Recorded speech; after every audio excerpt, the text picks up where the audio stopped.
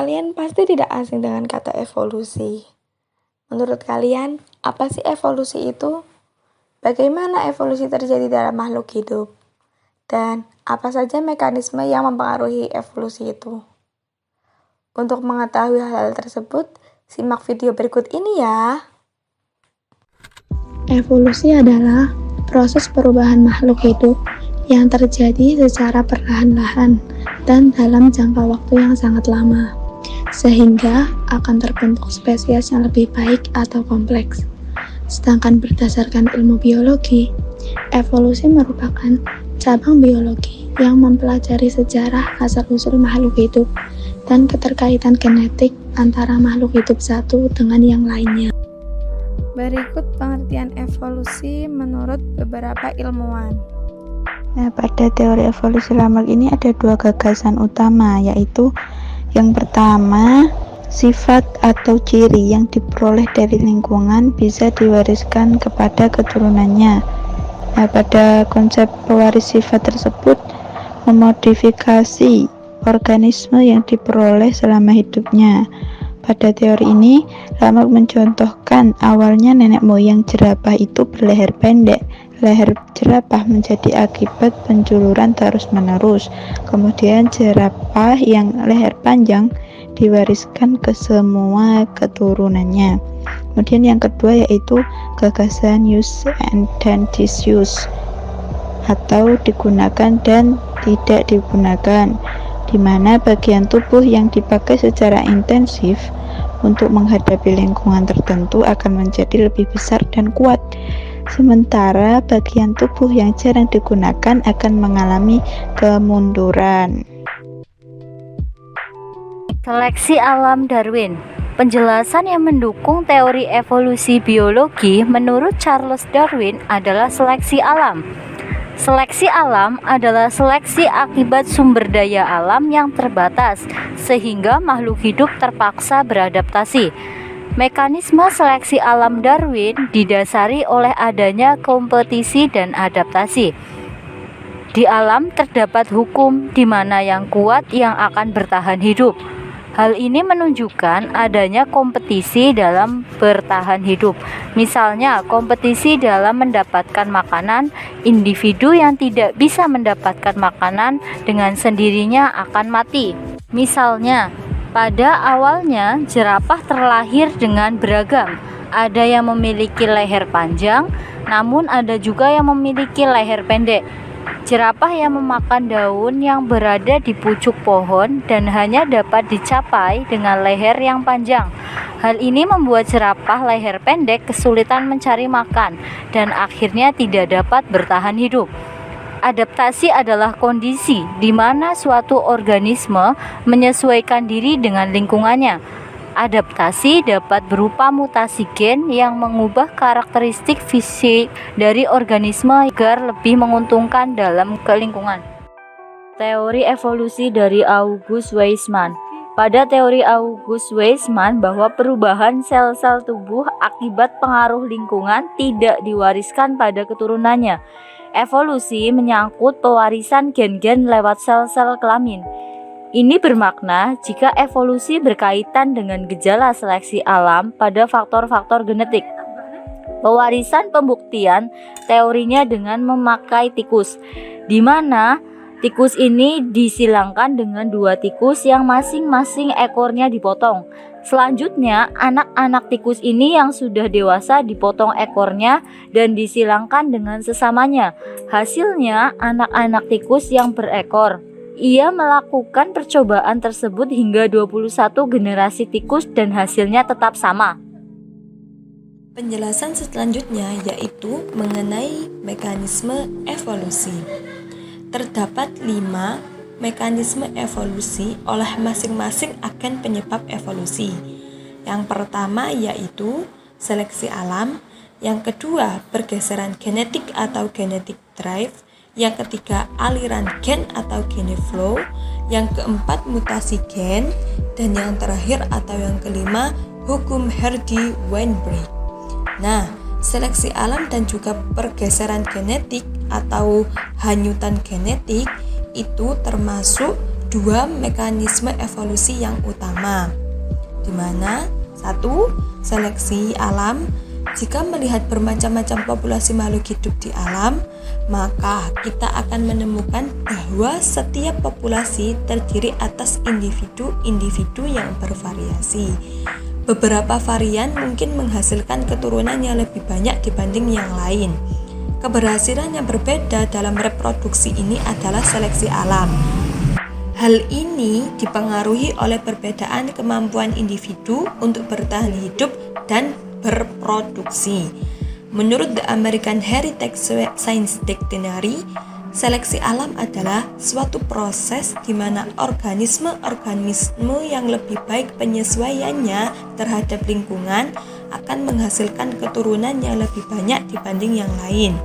Sebagai hasil dari seleksi alam, proporsi organisme suatu spesies dengan karakteristik yang bersifat adaptif terhadap lingkungan akan meningkat pada masing-masing generasi. Oleh karena itu, seleksi alam memodifikasi variasi asal dari ciri-ciri genetik suatu spesies secara acak, sehingga alel-alel yang bersifat menguntungkan karena survive akan mendominasi. Sedangkan alel-alel yang bersifat tidak menguntungkan akan berkurang. Menurut Merriam-Webster Medical Dictionary, seleksi alam adalah suatu proses menghasilkan individu yang survive atau kelompok terbaik secara alami dan sesuai dengan kondisi di mana mereka hidup, dan ini sama pentingnya untuk mengabadikan kualitas genetik yang diinginkan dan untuk menghapus gen yang tidak diinginkan sebagai hasil dari mutasi gen.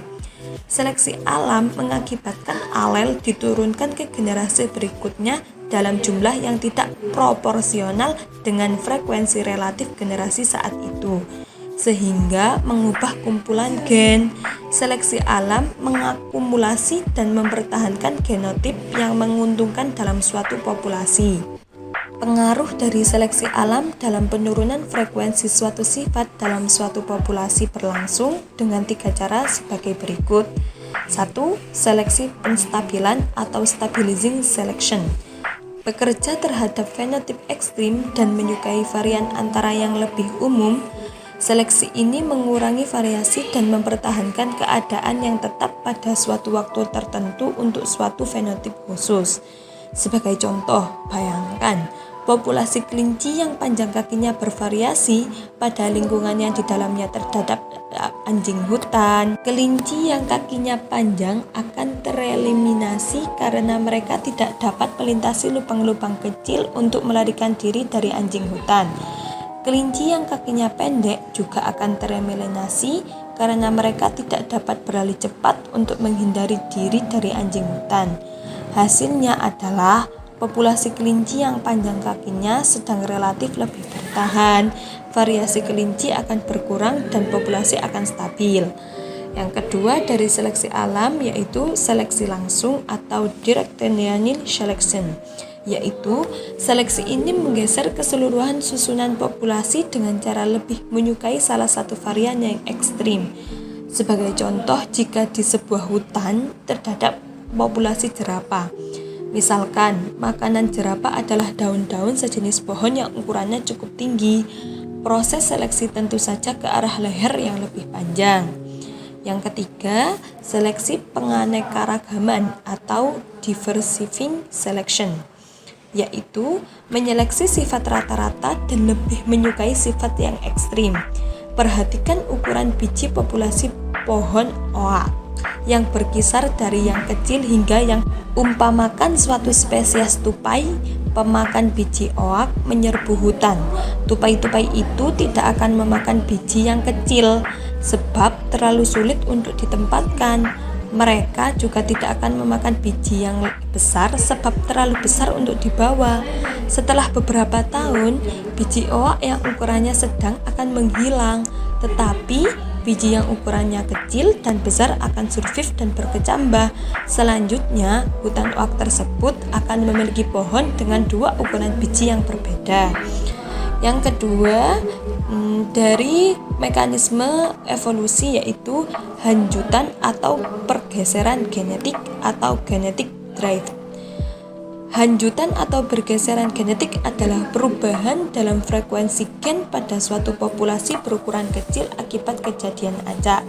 Secara ideal, suatu populasi harus berukuran besar agar hanjutan atau bergeseran genetik tidak memengaruhi kumpulan gennya. Pada umumnya, hanjatan atau pergeseran genetik disebabkan oleh bencana besar dan pembentukan koloni baru oleh sejumlah kecil individu. Bencana besar misalnya letusan gunung berapi dan tsunami dapat mengurangi ukuran populasi secara drastis.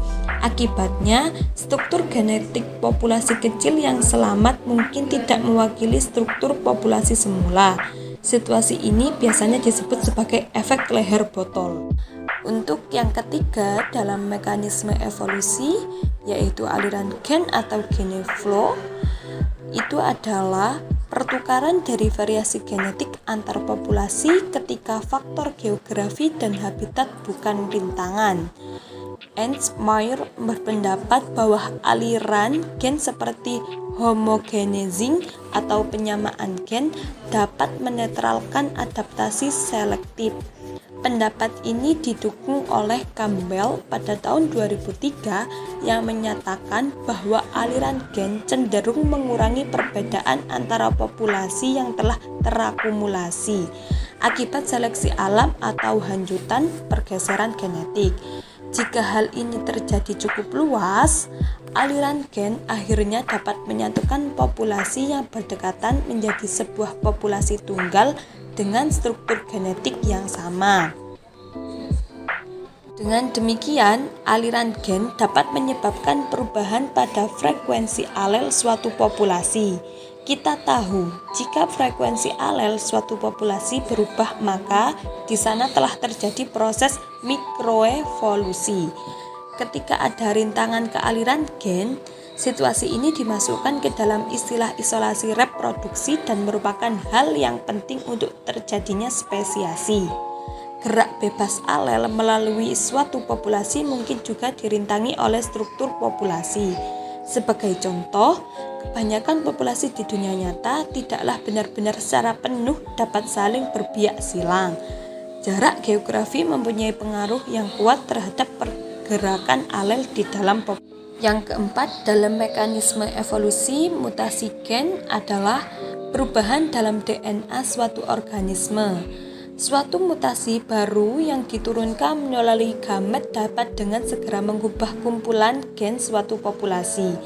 Hampir semua gen mungkin mengalami mutasi sekali pada saat pembelahan yang ke-50.000 hingga 100.000. Kecepatan mutasi dari berbagai gen bervariasi. Alel yang lebih stabil, frekuensinya akan cenderung bertambah banyak, sedangkan alel yang mudah bermutasi akan cenderung untuk berkurang frekuensinya. Meskipun mutasi pada suatu lokus gen tertentu jarang terjadi, dampak kumulatif mutasi tersebut pada suatu lokus bisa signifikan. Hal ini disebabkan oleh setiap individu memiliki ribuan gen dan banyak populasi memiliki ribuan atau jutaan individu. Dengan begitu, dalam jangka panjang mutasi sangat penting bagi evolusi karena mutasi mempertinggi variabilitas yang berfungsi sebagai bahan mentah untuk seleksi alam. Yang terakhir atau yang kelima yaitu hukum Hardy-Weinberg atau perkawinan tidak acak. Bukti evolusi. Yang pertama, peninggalan fosil. Fosil adalah sisa makhluk hidup di zaman dahulu yang tersimpan dan termineralisasi menjadi batuan. Satu-satunya fosil yang lengkap adalah fosil kuda. Kita lihat pada gambar di samping. Kuda yang paling bawah adalah kuda Hyracotherium dengan tinggi 0,4 meter, memiliki 5 jari. Kemudian pada akhir Eosin ada kuda Mesohippus dengan tinggi 0,6 meter dan memiliki 3 jari. Kemudian ada kuda Meryhippus pada pertengahan Meosin dengan tinggi 1 meter dan memiliki 3 jari. Kemudian ada kuda Pilohippus dengan tinggi 1 meter dan memiliki 1 jari. Dan yang terakhir yaitu pada zaman Pleistosin ada kuda modern Equus dengan tinggi 1,6 meter dan memiliki 1 jari.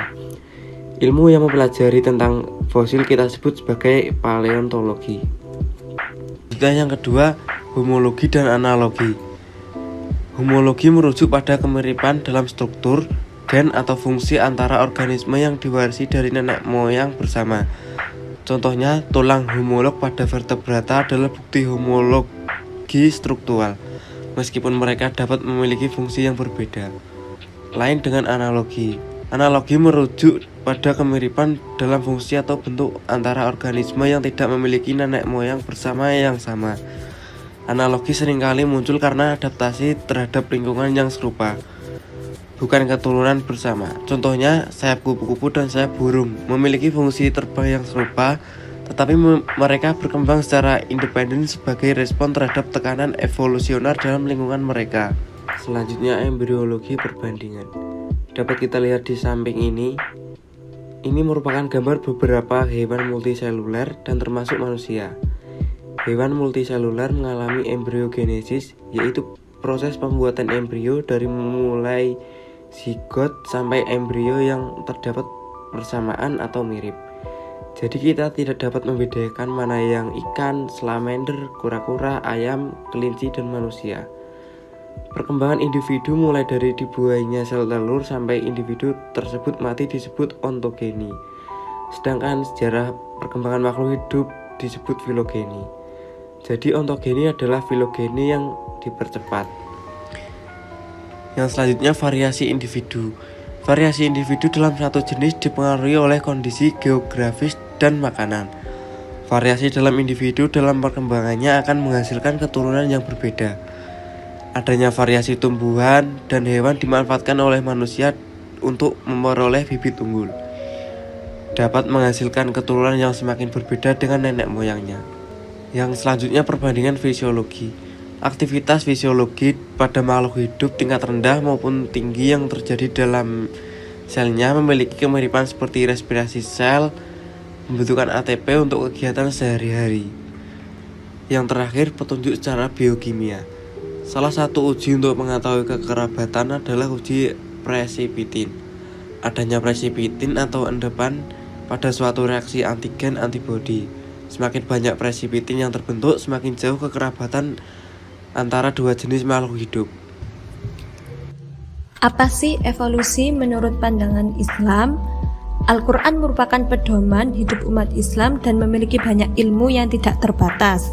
Dalam pandangan Islam, evolusi manusia telah diuraikan dalam kitab suci Al-Quran yang menjelaskan bahwa manusia diciptakan dari tanah, kemudian dijadikan sperma atau nuftah, lalu segumpal darah atau alaqah, segumpal daging atau mudghah, dan menjadi tulang atau izham. Dan kemudian Allah sempurnakan dengan ditiupnya roh oleh Allah Subhanahu wa Ta'ala.